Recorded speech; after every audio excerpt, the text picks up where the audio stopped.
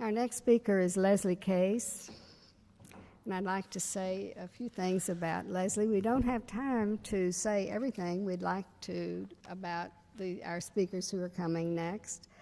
Leslie provides an intimate look into the life of Alexander Lowen. She is a long-time bioenergetic therapist. She's a faculty member who's taught in many places. She has been an IIBA board member and vice president for teaching, and she lives in West Hartford, Connecticut.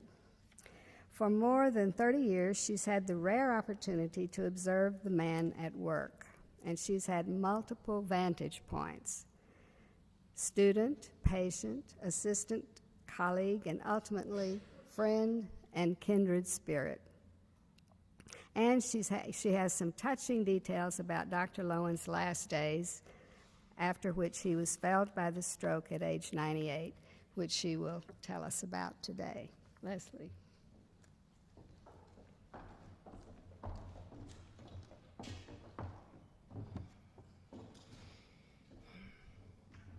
Thank you, Virginia.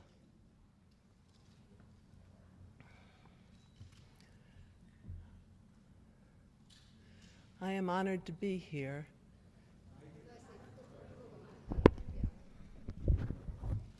I am honored to be here.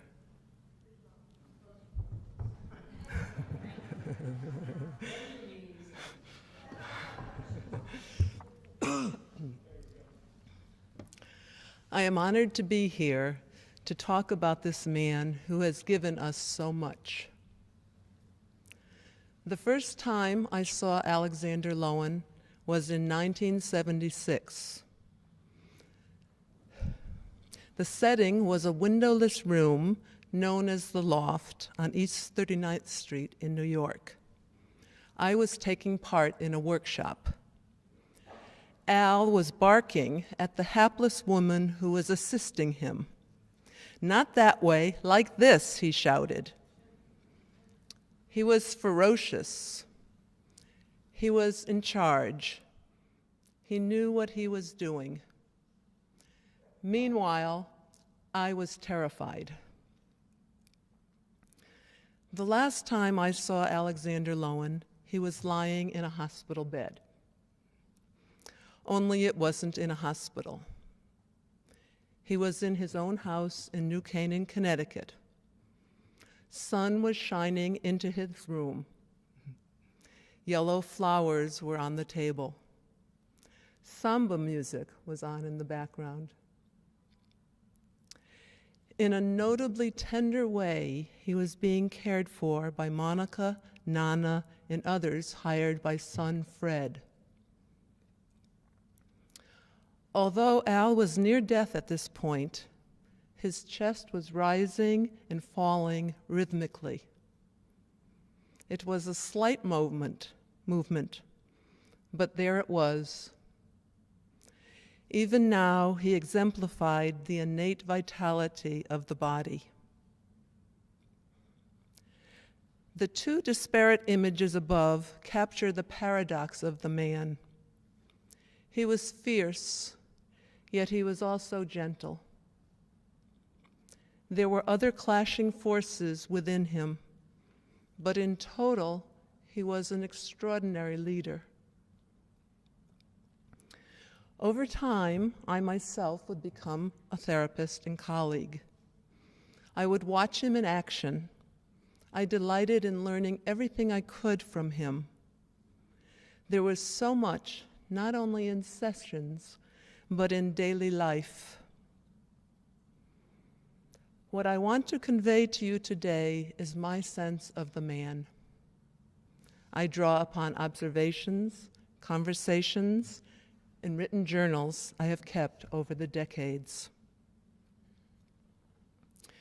In short, he had these defining traits. He lived life on his own terms. He practiced what he preached. He was a simple man. He was a giant in the field of mental health. He could be maddening. Most of all, he embodied vitality. As a child, he was cute and smart. When he graduated from public school, he earned highest honors. He had not even tried to win these distinctions. He simply had a certain sharpness, and he was confident. When he was in the 4th grade, he had an epiphany. He was listening to his teacher go on and on about something. He said to himself, "I don't have to believe everything she says." For a 10-year-old, this was a pretty brilliant insight. Thus, even at this young age, he had his own original mind. He knew not to trust conventional wisdom alone. He had an indelible sense of self. Throughout his life, he would remain a free thinker, intelligent and skeptical. At one point, I intended to write a biography of Dr. Alexander Lowen. For 2 years, starting in 1989, I would interview him in his home and at his summer place.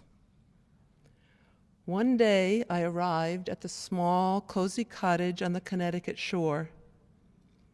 As I entered, he was vacuuming. He phoned his wife. Then he suggested we go for a walk around the beach. We came back, and I interviewed him for an hour and a half before his voice got tired. Then we went for a swim. Next, we went into town to get roast beef to make sandwiches. He asked if I wanted to go out on his boat. We spent several hours on Long Island Sound. The sail was fantastic. He said sailing challenged him. He didn't talk a lot. He seemed relaxed. When we returned, he held a hose while I washed my muddy feet. It turned out that the various activities of the day, done in a spirit of ease and pleasure, were more important than the formal questioning of the interview. There was another meeting that summer that also touched me. We were talking about his sense of isolation as a child. "Well, I was handicapped," he said. "I always had trouble sharing my feelings. My mother didn't understand. She was so miserable that I couldn't tell her how miserable I was. She couldn't handle it. My father was out of it too. So there was no one with whom to share. Feelings were not something we talked about. Opening up to people was a hard thing for me to do. I've had to work on it my whole life." This very isolation would force him to think for himself. As mentioned, I love to watch Al in action, doing therapy, speaking extemporaneously. Especially, I valued his total commitment to the notion the truth is in the body. Many times his genius did get acclaim. When he arrived in Brazil in 1989, a hero's welcome awaited him. He was greeted with television cameras in São Paulo, Rio de Janeiro, and Salvador da Bahia. His picture was on the front page of the main newspaper in Rio. An entire training group met him at the airport in Bahia. I felt as if I were traveling with a king. He spoke with ease at conferences in all 3 cities. Hundreds of people were in attendance at each site. During one workshop, 70 therapists gathered in a hot, small room. Al's work was brilliant. The therapists sat on the edge of their chairs, thoroughly engrossed. This kind of rapt attention would be repeated throughout the 3-week visit. On one occasion, however, several people in the room openly challenged him. He was working with a woman patient. Her legs appeared weak. He encouraged her to let go with a scream. She worried that would cause her to lose control. "You will not go crazy," he assured her. Suddenly, she turned to him and yelled, "You son of a bitch!" For several moments, critics made their comments. They opposed his hard techniques. They thought the psychiatrist himself had recreated an early trauma in the patient. They wanted him to admit this. Al would have none of this. "It is important not to baby a patient," he said authoritatively. Speaking to one critic in particular, he asked, "How many years have you been a therapist?" 10, the critic answered. "Well, I've been one for 45 years. I've come to teach you from my experience." End of story. Once, we were at a workshop in Pauling, New York. I was one of the assistants present. People came from around the world to watch, looking forward to the intensity of such a session. It was a pleasure to watch the master in action. This time, however, it was not a pleasure. The master was in a horrible mood. He was on the warpath. We were sitting in a large circle. The subject was passion. Al asked questions. When people answered, he barked at them. He was mean and insensitive, almost cruel. One colleague sitting across from him turned ashen when he attacked her. At that moment, I was embarrassed. When I got home, I found myself even more upset. I regretted I had not protested on the spot. It felt much like a frightened mother unable to protect her children. From that point forth, I vowed if Al went on a tirade, I would not hold back. A few times later, I would indeed confront him. When I did so, in a calm manner, he would take responsibility and would apologize. Another time he went on a rampage, it was not so easy for me to remain calm. This occasion was a conference in Pocono Manor, Pennsylvania in 1996, as he was about to retire as executive director of the Institute. A party in his honor would take place that night. He was scheduled to talk in the morning. As fate would have it, he was in a fury that day, and it spilled out during his presentation. His wrath was directed towards us, the faculty of the Institute, for not following in his footsteps. Though most of us had deep respect for the founder of our movement, we would not always do his bidding. After all, it was he himself who had taught us to trust ourselves. Nevertheless, he still had some difficulty with departures from his rule. This outburst particularly upset me, since it was I who was going to be giving the tribute at the party. What I had planned to say was full of praise. Now I was taken aback. How could I temper my remarks? Luckily, several comrades helped give me perspective. By the time I spoke that evening, I was able to offer sincere admiration in my remarks, despite his occasional failings.